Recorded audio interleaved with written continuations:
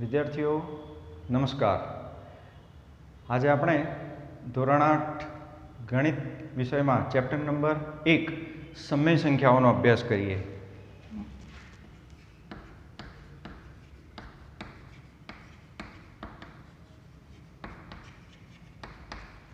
તો સમય સંખ્યાઓને આપણે રેશનલ નંબર પણ કહીએ છીએ ઇંગ્લિશમાં. હવે આ સંખ્યાઓનો અભ્યાસ કરતા પહેલાં આપણે ગણિતમાં આવતી વિવિધ પ્રકારની સંખ્યાઓ વિશે માહિતી મેળવવી પડશે. હવે ધોરણ 7માં તમે સાદા સમીકરણોનો અભ્યાસ કરી ગયા છો અને આ સાદા સમીકરણોના અભ્યાસ ઉપરથી આપણે આ સંખ્યાઓનો પરિચય મેળવવાનો પ્રયત્ન કરીએ. સૌપ્રથમ હું અહીંયા એક સાદું સમીકરણ લખું છું. x + 2 = 13. બરાબર. આ સાદા સમીકરણનો જો મારો ઉકેલ મેળવવો હોય તો આ +2 ને હું આ બાજુ લઈ જઈશ તો થશે માઇનસ, એટલે કે x = 13 - 2. તો માટે x બરાબર થશે 11. તો આ સમીકરણનો ઉકેલ જે છે એ 11 સંખ્યા મળી. 11 એટલે કે 11 જે છે એ પ્રાકૃતિક સંખ્યા છે. તો હું એમ કહી શકું કે આ સમીકરણનો ઉકેલ મેળવવા માટે મારે પ્રાકૃતિક સંખ્યાની જરૂર પડશે. તો ગણિતમાં પ્રાકૃતિક સંખ્યાઓ કઈ કઈ છે, એને કઈ રીતે દર્શાવી શકાય એ આપણે અહીંયા જોઈએ. તો આ સંખ્યાઓને વિશેષ રીતે હું દર્શાવવાનો પ્રયત્ન કરું છું. તમે આગલા ધોરણમાં ગણ પરિચય અથવા સંખ્યા પદ્ધતિનો અભ્યાસ કરશો ગણિતમાં, અને એ અનુસાર ગણની રીતે હું અહીંયા દર્શાવવાનો પ્રયત્ન કરીશ. ખૂબ જ સરળ છે. હવે તમને એમ થશે કે ગણ એટલે શું? તો ગણની હું સાદામાં સાદી વ્યાખ્યા આપી દઉં તમને. તો કોઈ નિશ્ચિત સંખ્યાઓ, વ્યક્તિઓ અથવા ઘટનાઓનો સમૂહ, એના આપણે ગણ કહીએ છીએ. અને એના આપણે છગડીયા કૌંસમાં હંમેશા દર્શાવીએ છીએ. અને એના ગણનું નામ તરીકે એક મૂળાક્ષર પણ આપણે અંગ્રેજી મૂળાક્ષર પસંદ કરીએ છીએ. તો પ્રાકૃતિક સંખ્યાઓ જે છે એને ઇંગ્લિશમાં આપણે નેચરલ નંબર્સ કહીએ છીએ.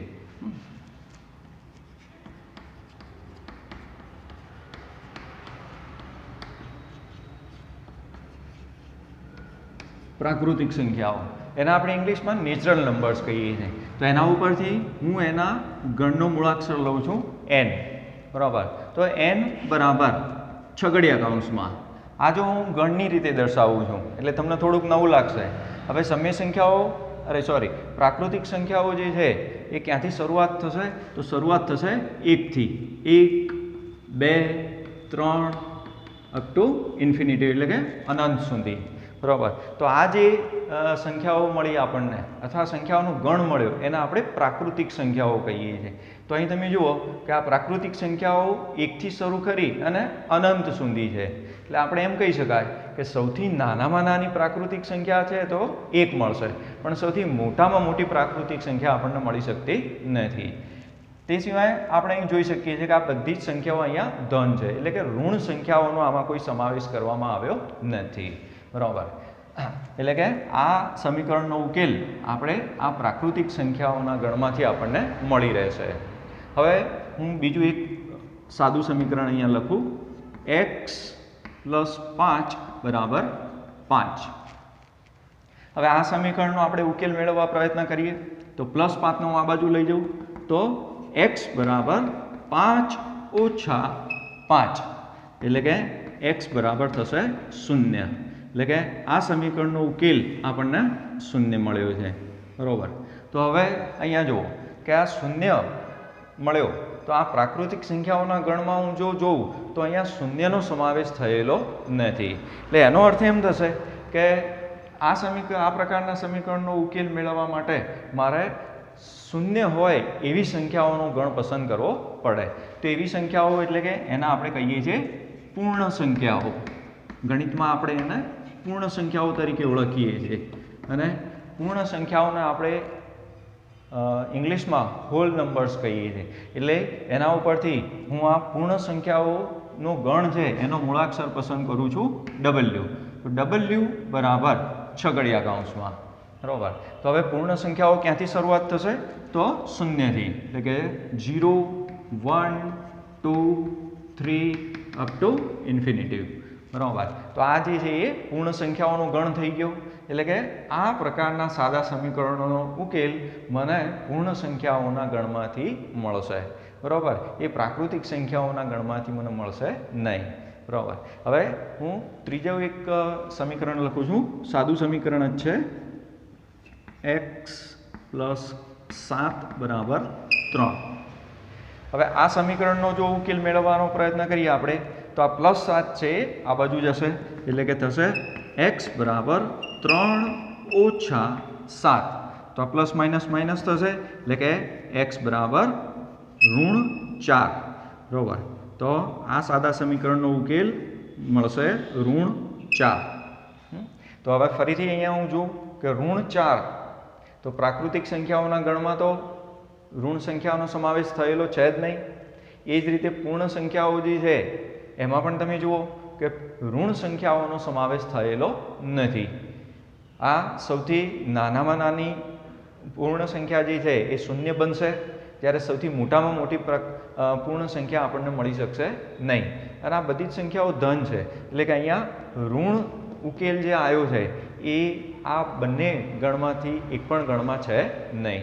તો હવે મારે આ ઋણ સંખ્યાઓનો સમાવેશ થયો હોય એવા ગણની અહીંયા પસંદગી કરવી પડશે. તો એવી સંખ્યાઓ ગણિતમાં આપણે પૂર્ણાંક સંખ્યાઓ તરીકે ઓળખીએ છીએ. પૂર્ણાંક સંખ્યાઓ. બરાબર. તો પૂર્ણાંક સંખ્યાઓ તો એનો મૂળાક્ષર છે z. બરાબર. હા, z બરાબર છગડીયા કૌંસમાં. હવે અહીંયા તમે જુઓ કે પ્રાકૃતિક અને પૂર્ણ એ બંનેમાં સંખ્યાઓ અનંત છે, બંને ધન સંખ્યાઓ છે. પણ આપણે હવે અહીંયા ઋણ સંખ્યાઓનો સમાવેશ થયેલો હોય એવો ગણ પસંદ કરીએ છીએ. તો ઋણ સંખ્યાઓ પણ અનંત છે. એટલે તમે સંખ્યા રેખાનો તો અભ્યાસ કર્યો જ હશે, એટલે તમને ખ્યાલ આવશે. તો હું અહીંયા દર્શાવું છું, એ તમે જુઓ કે પહેલાં હું અહીંયા ડોટ ડોટ વડે દર્શાવીશ. એટલે કે આ અનંત સૂચવે છે. હું અહીંયા કોઈ એક સંખ્યા પસંદ કરું. ધારો કે હું -3 થી શરૂઆત કરું છું, ત્યાર પછી -2, -1, 0, પછી 1, 2, 3 અપ ટુ ઇન્ફિનિટિવ. તો આ જે ગણ થઈ ગયો એ પૂર્ણાંક સંખ્યાઓનો ગણ થઈ ગયો કહેવાય. તો આ પૂર્ણાંક સંખ્યાઓમાં તમે જુઓ કે ઋણ સંખ્યાઓનો પણ સમાવેશ થયેલો છે, શૂન્યનો પણ સમાવેશ થયેલો છે અને ધન સંખ્યાઓનો પણ સમાવેશ થયેલો છે. એટલે કે આ સાદા સમીકરણનો ઉકેલ મને આ પૂર્ણાંક સંખ્યાઓના ગણમાંથી મળશે. બરાબર. હજુ હું એક બીજું સાદું સમીકરણ અહીંયા લખું છું. 2x = 5. તો આનો જો ઉકેલ ઉમેરું તો આ 2 છે એ x ના ગુણાકારમાં છે, એ બરાબરની આ બાજુ જશે તો ભાગાકાર થશે. એટલે કે અહીંયા x = 5/2. બરાબર. એટલે કે આ જે સાદું સમીકરણ છે એનો ઉકેલ મને મળ્યો 5/2. તો અહીંયા તમે જુઓ કે ઉપરના સમીકરણોમાં એક સંખ્યા જ મળતી હતી મને, જ્યારે અહીંયા અંશ અને છેદ એવી કોઈ સંખ્યા મળી છે. તો સ્વાભાવિક છે કે આ 3 ગણમાં આપણે જોઈએ તો અંશ અને છેદવાળી કોઈ સંખ્યાઓનો સમાવેશ થયેલો નથી. એટલે હવે આ અંશ અને છેદ હોય એવી સંખ્યાઓના ગણ વિશે આપણે વિચાર કરવો પડે. તો અહીંયા પાછલા ધોરણમાં તમે અપૂર્ણાંક સંખ્યાઓ વિશે ભણ્યા છો, અંશ અને છેદવાળી સંખ્યા. તો અહીં ધોરણ 8માં આપણે એ જ સંખ્યાઓનો અભ્યાસ કરવાનો છે ઊંડાણપૂર્વક, જેના આપણે અહીંયા નામ આપ્યું છે સમમેય સંખ્યાઓ. તો ત્યાર પછી ગણિતમાં આવશે સમમેય સંખ્યાઓ, રેશનલ નંબર્સ. બરાબર. તો અંશ અને છેદ એ કોશન્ટ, એના ઉપરથી એ સમમેય સંખ્યાઓનો ગણ એના આપણે ક્યુ તરીકે ઓળખીએ છીએ. ક્યુ બરાબર છગડીયા કૌંસમાં. બરાબર. હવે અહીંયા પહેલાં ડાયરેક્ટ હું સંખ્યાઓ નથી લખતો, પણ આપણે પહેલાં એની વ્યાખ્યા સમજીએ. બરાબર. અહીંયા હું લખું છું ક્યુ બરાબર છગડીયા કૌંસમાં P/Q, જ્યાં P belongs to Z, Q belongs to N, Q is not equal to 0. બરાબર. તો જુઓ, આ જે વ્યાખ્યા છે એ મેં ગણ પરિચયની રીતે લખી છે, એટલે તમને થોડી નવી લાગશે પણ ખૂબ સરળ છે, આપણે એને સમજી લઈએ. તો અહીંયા આ સમય સંખ્યાઓનો જે આખો ગણ છે એને ક્યુ તરીકે આપણે લીધો છે, એટલે કે ક્યુ તરીકે ઓળખીએ છીએ. ક્યુ બરાબર છગડીયા કૌંસમાં પી બાય ક્યુ. તો આ સમય સંખ્યાનું સામાન્ય સ્વરૂપ સૂચવે છે કે આ સમય સંખ્યાઓ કયા પ્રકારની છે, તો કે અંશ અને છેદવાળી સંખ્યાઓ છે. એટલે પી એ અંશ સૂચવે છે અને ક્યુ એ છેદ સૂચવે છે. આ ત્રાસો લીટો છે એને જ્યાં આપણે કહીએ છીએ. હવે આ જે ત્રણ બાબતો આપેલી છે કે આ વચ્ચે પી પછી નવડા જેવી નિશાની છે, તો એ બિલોંગ્સ ટુ કહેવાય, બરાબર. એટલે ના ગણનો સભ્ય હોવો, એટલે કે અહીંયા પી બિલોંગ્સ ટુ ઝેડ એવું વંચાય. એટલે એનો અર્થ થશે કે પી એ ઝેડ ગણનો સભ્ય હોવો જોઈએ, બરાબર. તો ઝેડ ગણ એટલે હવે તમને ખ્યાલ છે કે પૂર્ણાંક સંખ્યાઓનો ગણ છે.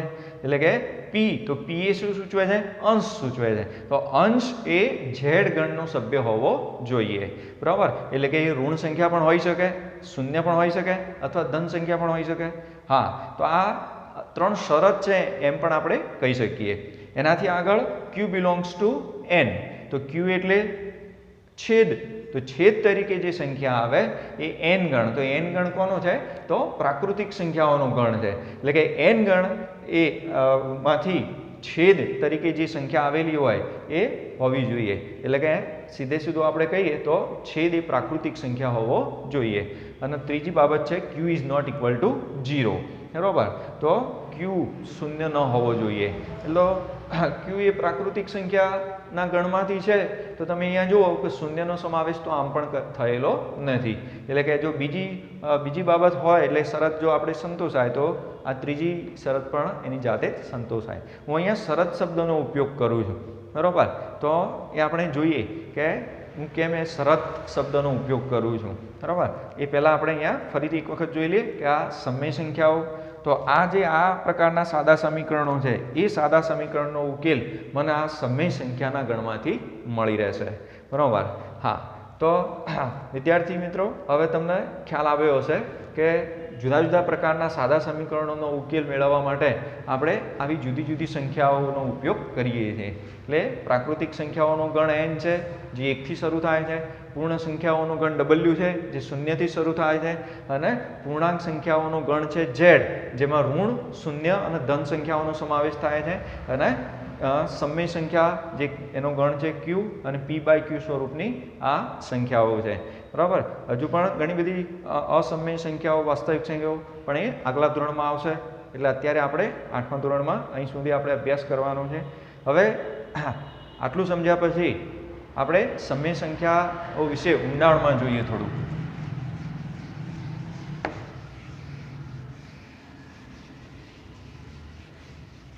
આ સમય સંખ્યાની વ્યાખ્યા અહીં મેં લખી છે.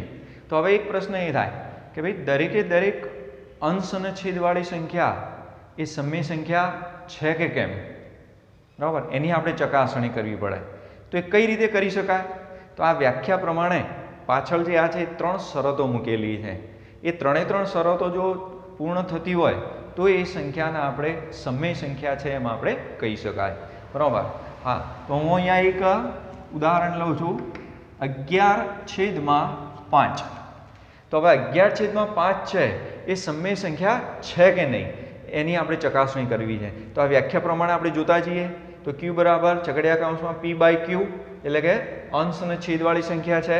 તો હા છે. પ્રથમ શરત તો પી બિલોંગ્સ ટુ ઝેડ છે. તો પી એટલે કે અંશ.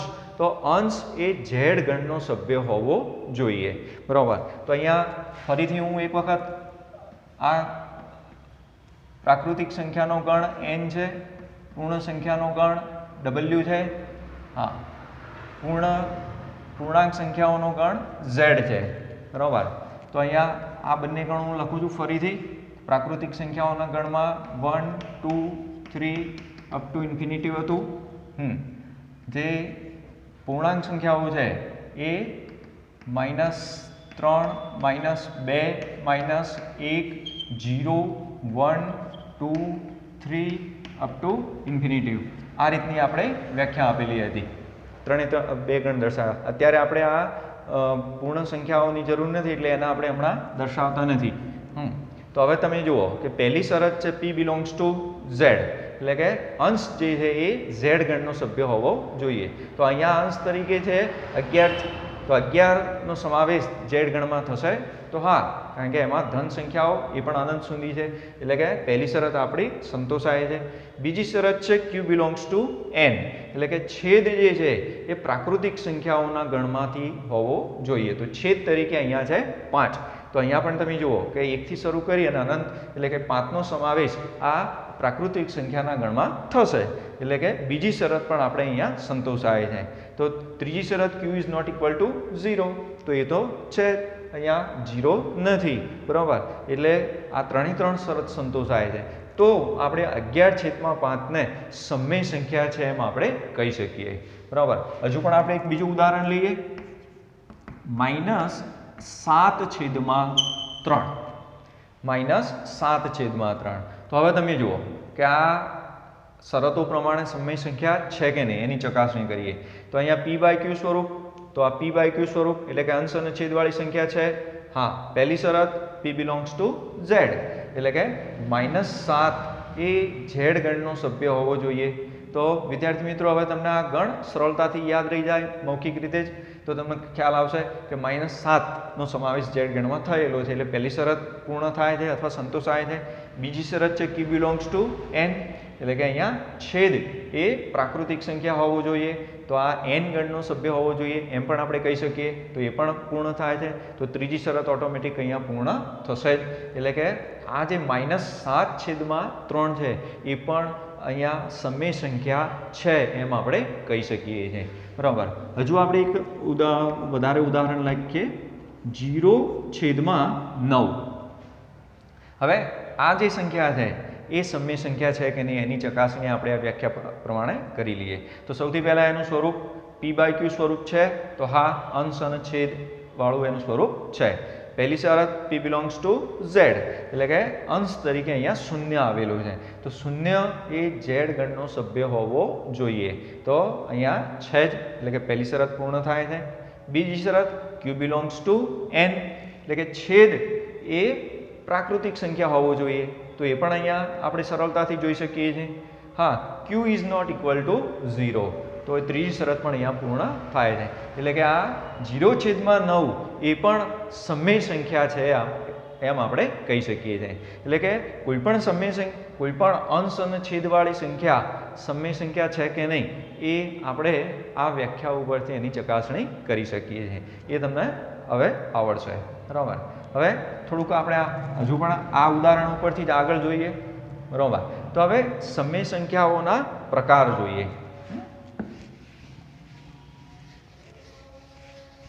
સમય સંખ્યાઓના પ્રકાર.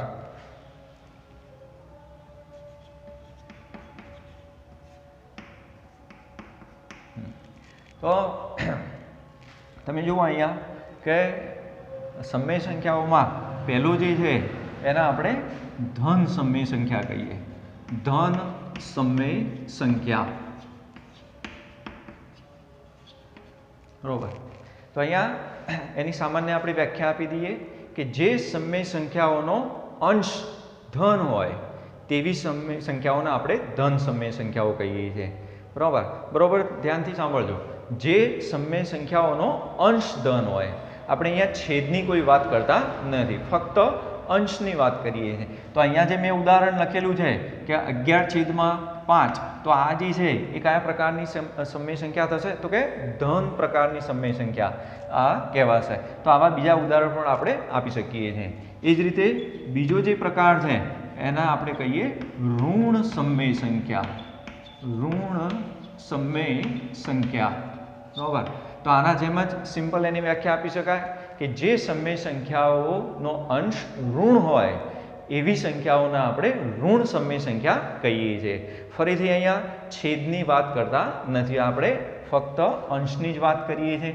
તો આ જે બીજું ઉદાહરણ મેં આપેલું છે -7/3, તો આ પ્રકારની જે સંખ્યાઓ છે એટલે કે એમાં તમે જુઓ કે અહીંયા -7 છે, તો અંશ જે છે એ ઋણ છે, છેદ તો ધન છે, કારણ કે જે શરત પ્રમાણે તો છેદ એ પ્રાકૃતિક સંખ્યા હોય અને કોઈ પણ ઋણ સંખ્યા પ્રાકૃતિક સંખ્યા નથી, એ આપણને ખ્યાલ છે. તો આ પ્રકારની જે સંખ્યા છે એના આપણે ઋણ સમય સંખ્યા તરીકે ઓળખીએ છીએ. ત્રીજા પ્રકારની જે સમય સંખ્યા છે એના આપણે શૂન્ય સમય સંખ્યા કહીએ છીએ. શૂન્ય સમય સંખ્યા, બરાબર. તો સરળ જ છે એની વ્યાખ્યા કે જે સમય સંખ્યાઓનો અંશ તરીકે શૂન્ય હોય એવી સમય સંખ્યાઓને આપણે શૂન્ય સમય સંખ્યા કહીએ છીએ. તો આ ત્રીજું ઉદાહરણ જે મેં આપેલું છે 0/9, તો આ જે છે એના આપણે શૂન્ય સમય સંખ્યા તરીકે ઓળખીએ છીએ, બરાબર. વિદ્યાર્થી મિત્રો, તો આ તમે હવે ખૂબ સરળતાથી આ સમય સંખ્યાઓના પ્રકાર વિશે પણ જાણી શકશો. હવે આ સમય સંખ્યાઓ વિશે આપણે થોડાક પ્રશ્નો આગળ એક બે બાબતોનો વિચાર કરી જોઈએ.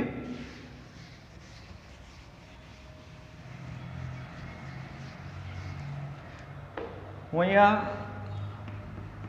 કે એક સંખ્યા હું લખું છું 23.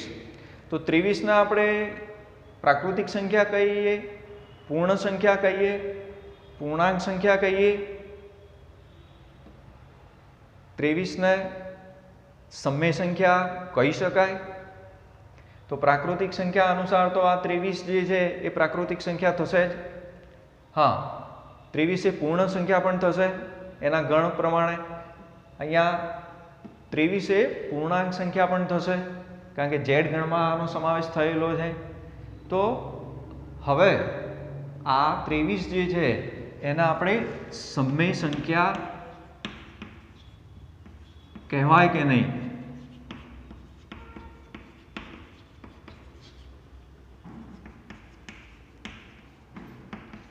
એનો વિચાર કરીએ, બરોબર. તો અહીંયા તમે જુઓ કે આપણે સમય સંખ્યાની જે વ્યાખ્યા આપી હતી એમાં સમય સંખ્યાઓનું સામાન્ય સ્વરૂપ જોયું હતું p/q, બરોબર. પણ અહીંયા તમે જુઓ કે અહીંયા તો આ ફક્ત એક જ સંખ્યા છે એટલે એનો છેદ એક પણ સંખ્યા અહીં આપેલો નથી. તો પછી આપણને એમ થાય કે આના સમય સંખ્યા આપણે ગણી ન શકાય.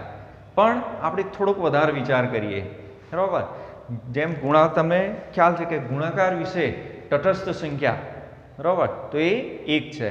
એટલે કે કોઈ પણ સંખ્યાનો ગુણાકાર 1 સાથે કરીએ તો એની એ જ સંખ્યા આપણને જવાબમાં મળે. તો ભાગાકારમાં પણ આપણે એમ જ કહી શકીએ, બરાબર. તો એના ઉપરથી હું 23 ના છેદમાં 1 મૂકી શકું, બરાબર. તો આનો જવાબ પણ મને મળશે 23 જ, બરાબર. તો એનો અર્થ એ થયો કે આ લખું કે આ લખું બંને સમાન જ છે. તો હવે આ જે સંખ્યા હતી એનું સ્વરૂપ આ થઈ ગયું. તો આ p/q સ્વરૂપ થઈ ગયું. હા, p belongs to z. જો શરત અનુસાર આપણે જોઈએ p belongs to z, તો 23 એ z ગણનો સભ્ય છે. q belongs to n, એટલે કે એક એ પ્રાકૃતિક સંખ્યા છે, તો હા છે. q is not equal to 0, એટલે કે આ જે છે એ સમય સંખ્યા થઈ. એટલે કે 23 જે છે એના આપણે સમય સંખ્યા કહી શકાય, બરાબર. એટલે કે આના ઉપરથી આપણે કહી શકીએ કે દરેકે દરેક પ્રાકૃતિક સંખ્યા સમય સંખ્યા છે. હા, દરેકે દરેક પૂર્ણ સંખ્યા સમય સંખ્યા છે, તો હા. દરેકે દરેક પૂર્ણાંક સંખ્યા સમય સંખ્યા છે, તો આપણે હવે સમજી શકાય કે એના આપણે સમય સંખ્યા કહી શકીએ, બરાબર. Thank you.